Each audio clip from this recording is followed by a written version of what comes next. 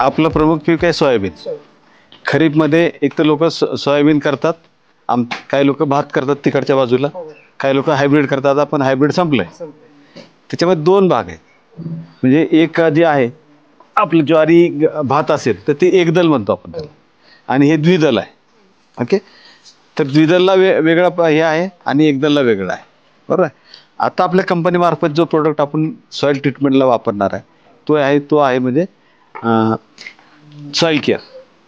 Soil केअरमध्ये mycorrhiza नावाची बुरशी आहे, आणि ती बुरशी ज्यावेळी जाते शेतात प्यायला लागून, त्यावेळी हे तुमचं बी पडतंय. ह्याला सॉईल केअर लागलेलं आहे, सनस्टिक लागलेला आहे. सनस्टिकमध्ये सिलिका आहे.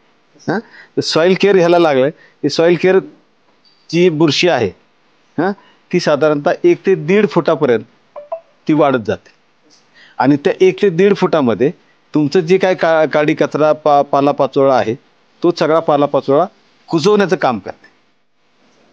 आणि ते पालापाचोळा त्याचं विघटन झालं की ऑर्गॅनिक कार्बन. ऑर्गॅनिक कार्बन म्हणजे काय, जे काय काडी कचरा पडलेला आहे त्याचं नैसर्गिकरित्या विघटन झालं की तो ऑर्गॅनिक कार्बन होतो, आणि तो आपल्याला बेसिक करायचा आहे. तीच गोष्ट आपला सॉईल केअर आणि सनस्टिक करते.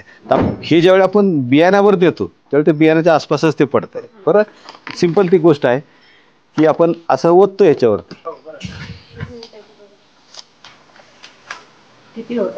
होता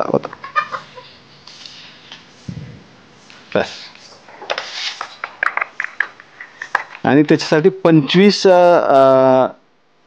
25 किलो जर असेल तर साधारणतः आपण हे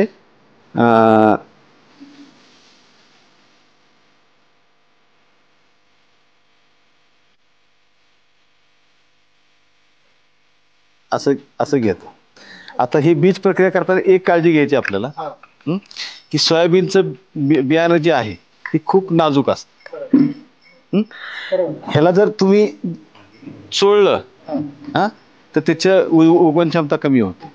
हे जरी आपटलं गेलं तरी उगवण क्षमता कमी होते. पण आपण हे करताना त्याला प्रेमानं करायचं.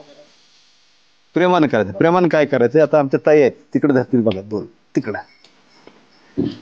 आणि फक्त हाताने घासायचं किंवा हाताने चोळायचं.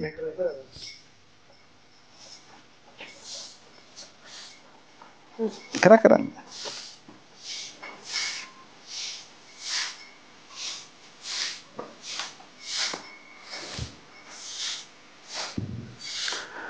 थोडंसं वाटलं तर थोडंसं पाणी टाकलं तरी चालेल. आहे का पाणी?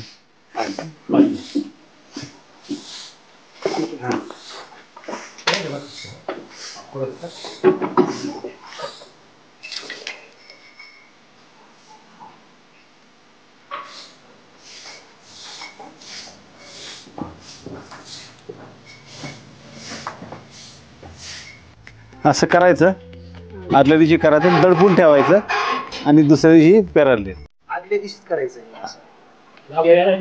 पेरायच्या वेळेस म्हणजे आपण आता काय करतो, शेतात गेलं की बॅग फोडणार आणि डायरेक्ट हे करणार. तसं आदल्या दिवशी करा, म्हणजे आदल्या दिवशी याची प्रक्रिया जाते. जे सॉईल हे दिलेलं आहे हे आज घुसवायचं काम कर. बरं. आणि आता हे जे तुम्ही बी घेतलेलं आहे हे बी ह्याला लागून आलेलं आहे. ही जी बुरशी आहे तिथं लगेच काम चालू करते बियाण्याबरोबर.